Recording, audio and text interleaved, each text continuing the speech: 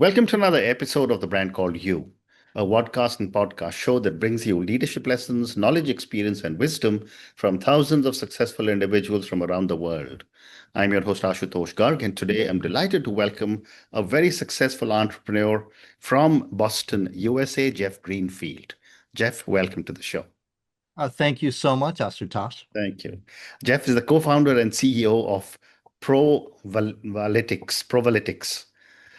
I hope I've got the name right. So, Jeff, before we talk about Provalytics, tell me a little bit about your own journey and what were some of the pivotal roles that shaped your perspective as an entrepreneur? Well, it's an interesting journey. I think a lot of folks, when I was younger, I used to think that the journey through life was somewhat linear. I used to think you would go to school and you would study for a career and you would stay in that career throughout your life. For Yeah. me, it was completely the opposite. And in fact, as I've spoken to a lot of other entrepreneurs, I've seen the similar like pivots and things that Mm, happen throughout life. mm. I I went to school to actually become a chiropractor. Oh, wow. And yeah, and the reason I did that is because I was a magician as a young child and Hmm. did it all throughout college and specialized in card magic, close-up magic using my hand. So I thought this is a perfect connection. And I opened up a practice and grew it and thought this is going to be it. This was going to be my entire life. I saw Mm, myself in my 90s still taking care of patients and then hmm. finishing the day and falling asleep and ending my life that way. That's what I thought. Oh, wow. But a car accident kind of changed my journey. Okay. In the early to mid 90s, I was in a car accident that crushed a nerve in my arm, Mm, which stopped me from being able to take care of patients. And I didn't really know what to do. And I ended up going back to what I did before, which was magic to try to find myself, to kind of mm. rebuild my foundation. And this was the mid 90s. And I realized I needed a website, hired a company to do it. They were unable to complete it. So I had to train myself how to build out a website. And that was my first introduction to the internet and the whole world of digital marketing. And I ended up going on the road for a couple of years doing magic. And along the way, started picking up clients that I would help them, build up their own website, help them with branding. And then eventually, once you have a website, people want to get Yeah. to the top of the search engines. So I built a company to get people one of the first automated systems to get to the top of the search engines. Mm, Um, and then I found my way back into kind of the entertainment business again, more on the marketing side and branded entertainment and product placement. hmm. And that led me to a point where I was working with a client that had questions about this new world of digital marketing. It was Mm, now 2005, 2006. The numbers didn't look right to them. And I ended up taking over handling all of the media, but I knew that there needed to be a solution to come in to kind of mm. solve this, what was an overcounting problem. And I had some developers working on another project for me, and I brought them in and we ended up building a solution. And every week there were new issues we found, so we added on to it. And over the course of a year to a year and a half, this became one of the first measurement platforms for digital called C3 Metrics, Hmm. which primarily focused in enterprise measurement, so large company measurement. I scaled that company up, spent about 12 years in measurement, and thought I was done. I exited right before the pandemic, saying, measurement, that was enough for that. Didn't know what I was going to do next. Mm, And then the world shifted with COVID. There was this whole privacy shift that occurred, and as a result, the whole system that I had built before was no longer going to work. And I saw mm, that there would be a need for a new approach. And I developed a new approach over a couple of years and then have launched Provalytics now. mm. When I step back and I look at this from magician to chiropractor, back to magician, now to measurement, and I look back for a theme, I the way I've always seen magic is magic helps people see outside of themselves, outside of the box, if you Hmm. will. mm, And, you know, it does, for some people, it can stress them out because they don't understand things. But for others, it gives them a sense of relief yeah, because it helps them believe that there is real magic still in the mm, world. mm, As a chiropractor, my job was to reduce stress on my patient's nervous mm, system. mm, And in the world of measurement, marketers, yeah, we're not great with numbers. So having the machine do the math for marketers helps reduce their stress. So mm. I think my entire life path is devoted to reducing others' stress, if you will. Amazing, amazing. As you were telling me about your incredible journey, I was wondering, magician fixing people's, bones, say, and then doing analytics. So imagine a situation of a young startup coming and saying, please fix my numbers and do some magic with them. And there's Provalytics with you. But thank you for this incredible journey that you've had and sharing it with us. My question is that what was missing in the existing attribution models that Provalytics now addresses? Well, what was missing is that we've had about 20 years or so of really this deep push towards digital. Mm, And the focus has been on clicks. And the reason for that is that if you go back to before digital was around, mm, brands would invest dollars in TV yeah. and radio, and all they would get at the end of the month was a bill. And Mm, that was it. There was yeah. no way to tie what they did Mm, to actually the actions. They had to use math and statistics, which took a lot to do. But with digital, mm, at the end of the month, I would get this report that said, I spent dollars and I got X number of clicks. So mm, it made marketers feel better about what they did. They could go into finance and prove something with it.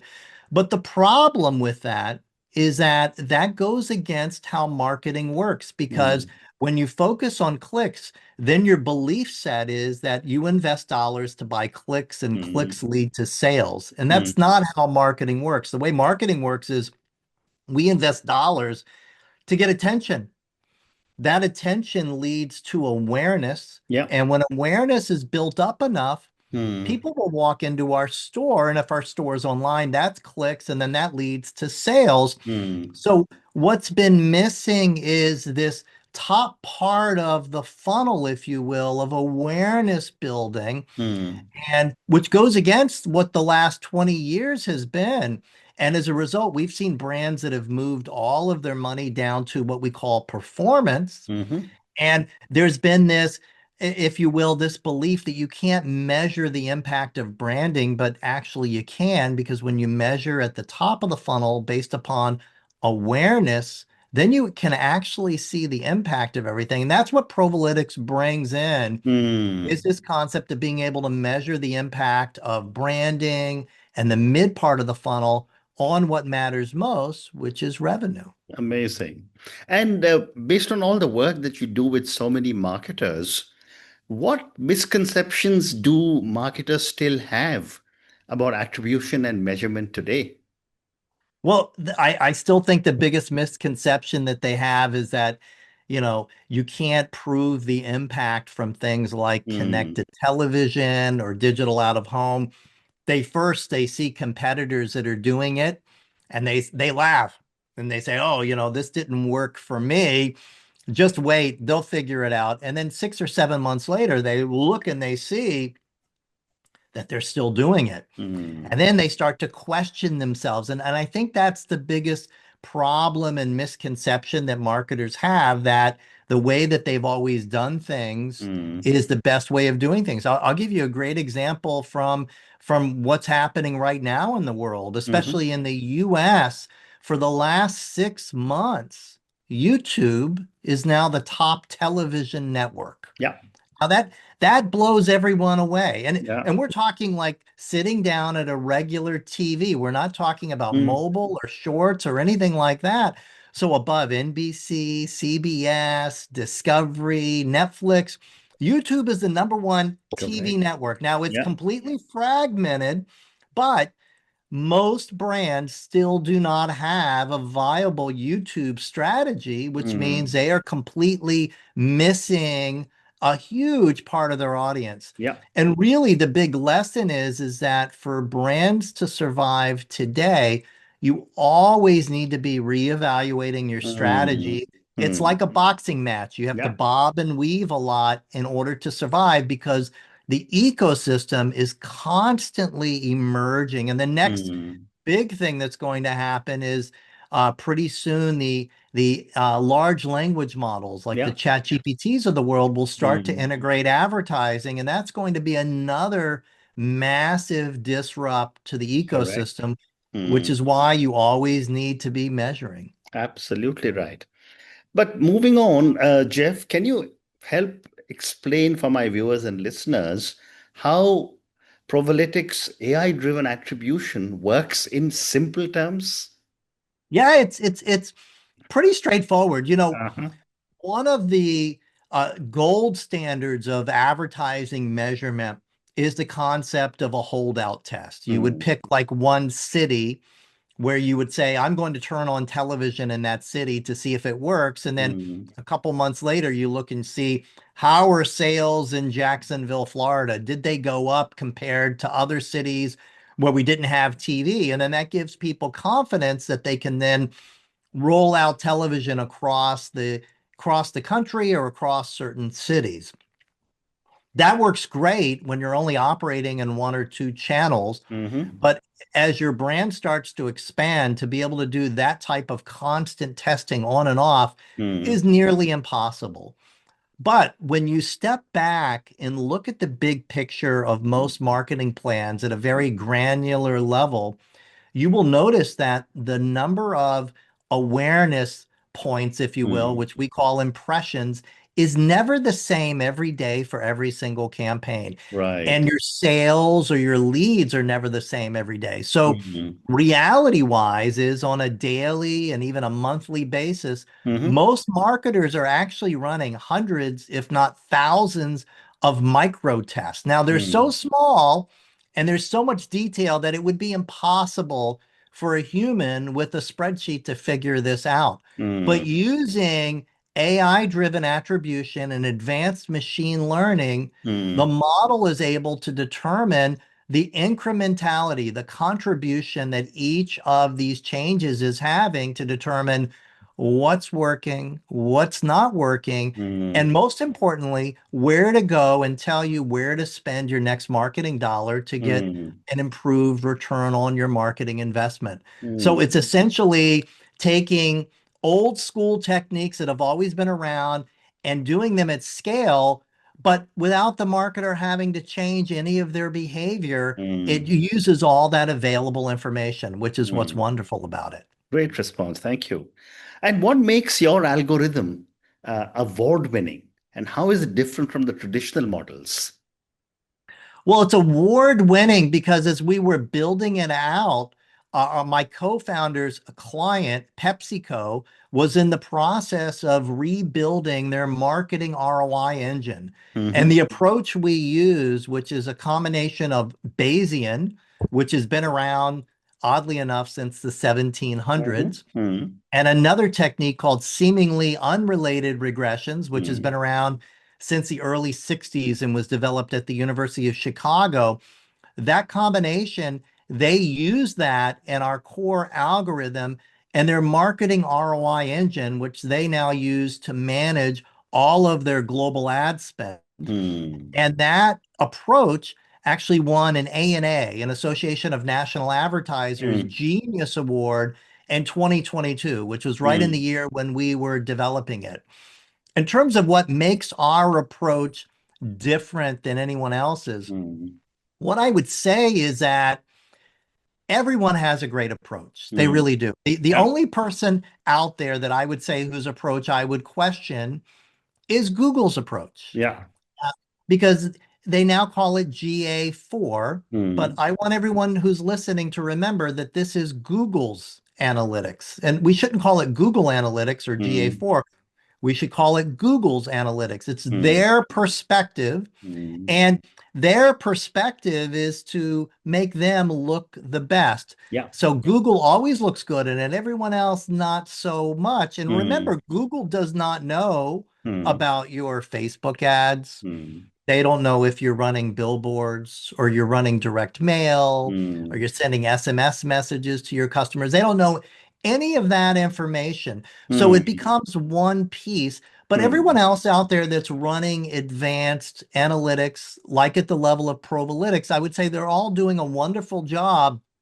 The real key for marketers is is the team that's helping you, because mm, this is, in one aspect, it's SaaS, you hook it mm, up and it works, mm, but the insights and the questions and the objectives that the executives have, are those mm, being addressed by the team that's supporting it? I think that's what really makes the difference. Analytics and this environment that we're in is constantly changing, and having a service level that's there that provides that extra bit of information, I mm, think makes the difference. But any of us out there, I encourage people, to me, mm. when someone goes with the competitor and it's not GA4, that's a win for the industry, because Yeah. still greater than 90% of marketers are still using click-based Correct. marketing, Correct. which is doing a disservice to them. Absolutely. Great response. You also were telling me about how your product, Provalytics, is cookieless. How do you see the future of advertising evolving in a cookieless world? Well, that's where this big kind of shift happened right Mm, around the pandemic, and this move towards privacy. And there was that big kind of iOS update where mm, everybody clicked, and Facebook or the app you went to said, "Do you want to allow this app to track you?" And everyone mm, said, "No." Of mm. course, what they didn't realize is that it was doing that before. So this is Correct.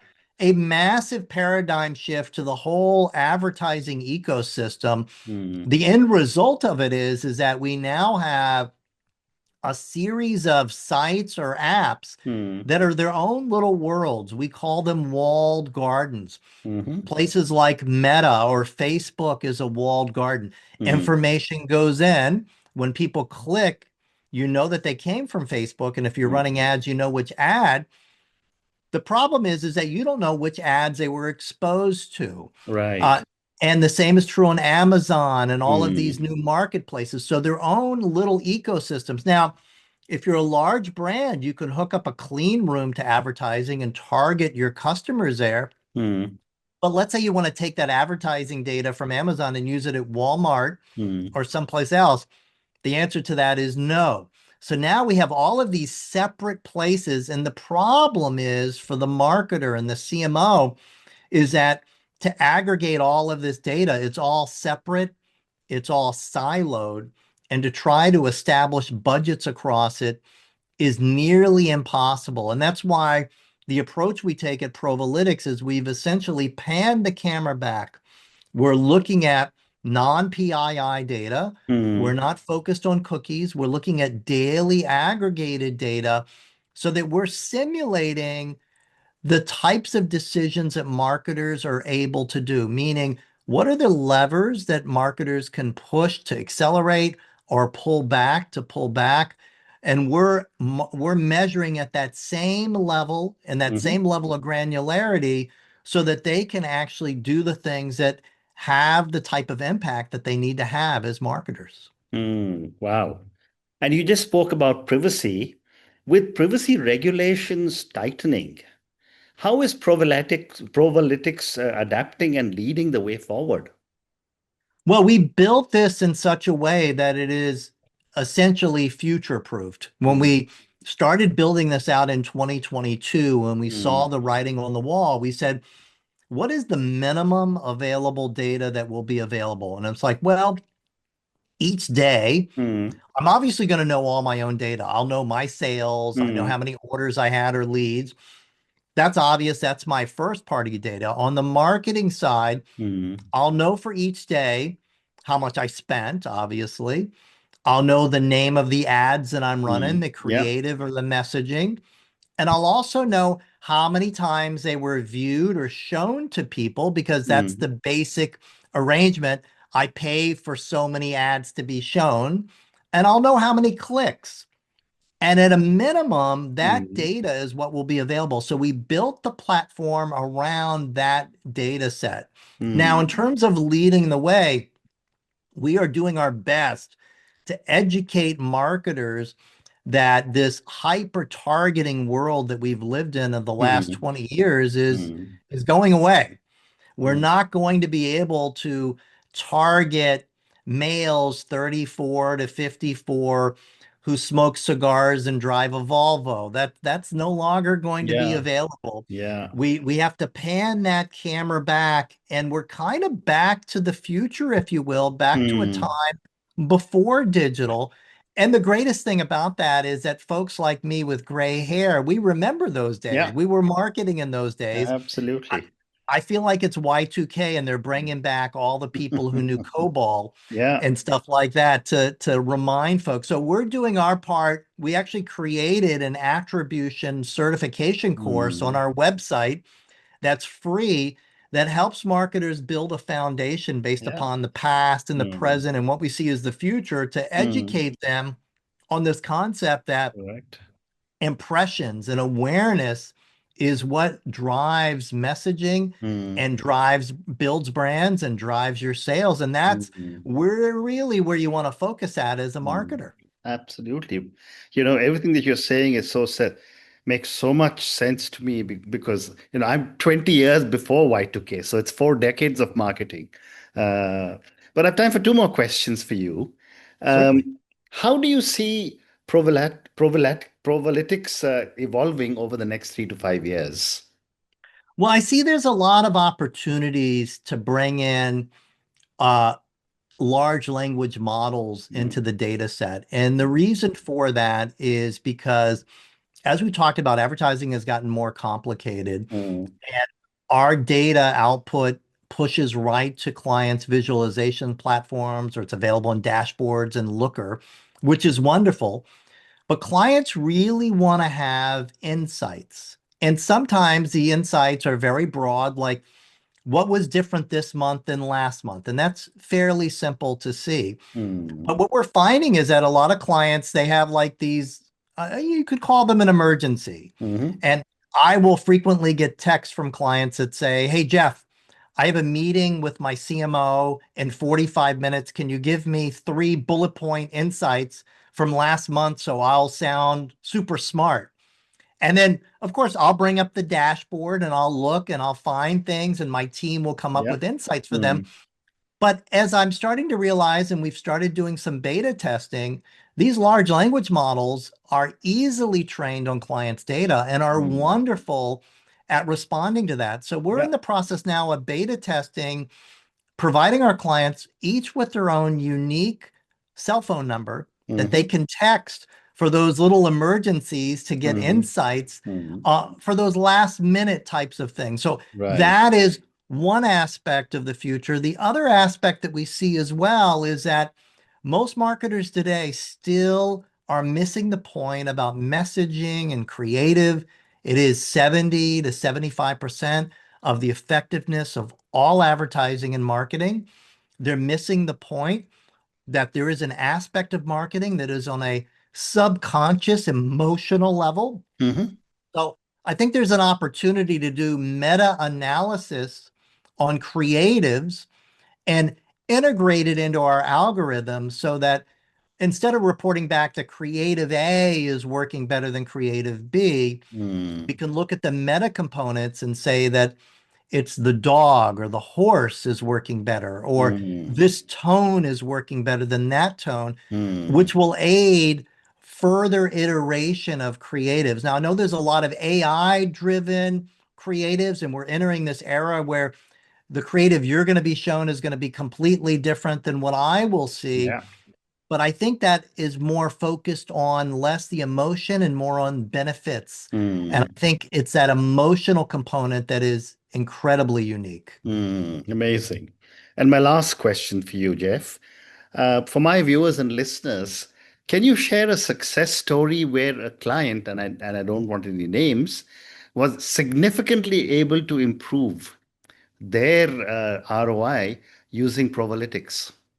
Yeah, absolutely. I've got one client in mind that came to Mm-hmm. us, and 80% of their marketing spend Mm, was on Google non-brand. So they mm, were spending the majority of their dollars based upon terms that were terms where people would be typing in the category of their product. mm, And the argument was that they had tried other things, but they weren't unable to work, and that they wanted to get those customers. Those were people who were actively searching, and they had to be there to capture them. mm, So we went in, and whenever we start an engagement with a client, we do a mm, full audit of the previous 12 months, because that's where you find gold. And what we had found is that experiments that they had done on YouTube, on connected television, mm-hmm, and on Meta actually worked incredibly well.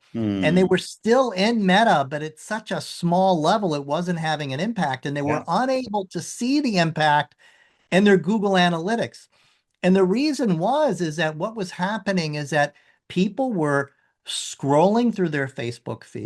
They Mm, would see a picture or a video of the product. They would notice it, but they would scroll past it. And then mm-hmm, a couple of days later or a week later, they would be on Instagram and they would see the video. They would stop and they would watch the video. And mm, then mentally in their head, they would say, I'm going to get that. But they wouldn't do it.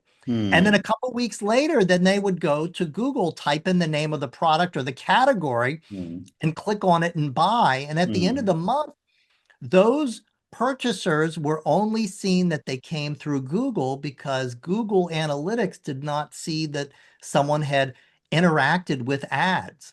But with our platform, since we're focused on impressions mm. and it's at a daily aggregate, our platform was able to see the relationship between Wow. those impressions. Mm, And so as a result, and it's not saying that Google non-brand wasn't working, but what mm, was happening is that they were way over invested. We had them shift that same budget, so they did mm, not increase their budget, mm, shifted some of that budget over to Facebook. And then the next month, they shifted more budget over and more budget over, and increased the return on investment by about 25% over the incredible. course of 3 months. Wow. Very significant. And then they were able to go on and go into finance and get an increased budget so that they could spend more money on Facebook and start spending more money on things like connected television, which they Mm, now had evidence had worked previously. wow. Wow. What an amazing story. But on that note, Jeff, I just want to say what an amazing conversation I've had with you today. For many, many years, we've been hearing this phrase, data is the new oil. And I've often said, oil needs to be refined. It is organizations that Provalytics actually refine the data and make the analytics that come out of all that data worth using and monetizable. I think you've given some incredible thoughts for my viewers and listeners to dive much deeper into everything that you've said. Thank you again for speaking to me, and good luck to you. Thank you so much. It's been a pleasure. Thank you. Thank you for listening to the Brand Called You videocast and podcast, a platform that brings you knowledge, experience, and wisdom of hundreds of successful individuals from around the world. Do visit our website www.tbcy.in to watch and listen to the stories of many more individuals. You can also follow us on YouTube, Facebook, Instagram, and Twitter. Just search for the brand called You.